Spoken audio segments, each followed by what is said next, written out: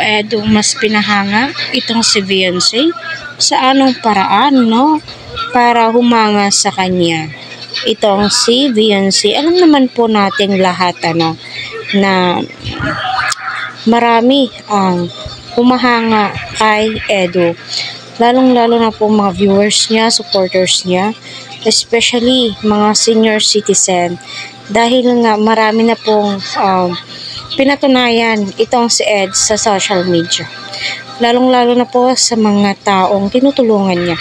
So alam naman po natin lahat, no, na kahit hindi sabihin ni Beyonce, ramdam po natin na humahanga siya at updated siya sa mga video vlogs ni Eds.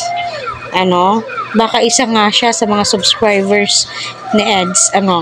Kaya nga, napapansin nyo, itong si Beyonce medyo mailap, mahiyain. Normal lang po yan. Kasi nga, di po niya inaasahan na magkakatandem po sila ni Kalingap Eds. Kasi yung gusto lang po ni Edo dito ay makatulong po siya. Wala po siyang ibang hinahangad patungkol dito kay Beyonce.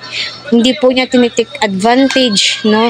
Si Beyonce, bagko, sabi niya, magtulungan tayong dalawa, no? Tutulungan kita, tulungan mo ako. Diba gano'n naman po talaga. Hindi naman pwede na take tayo ng take, give tayo ng give. Diba mayroong mga kasabihang gano'n. Kaya patuloy po nating suportahan si Kalingap Rab, Kuya Val at ang buong team. Huwag po natin skip ang kanilang ads.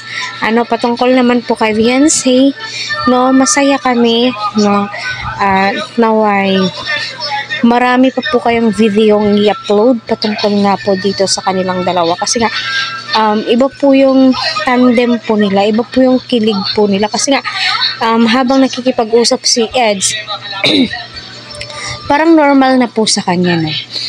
Ramdam mo na parang seryoso si Edo sa mga sinasabi niya. Parang hindi po scripted, Ngayon lamang po,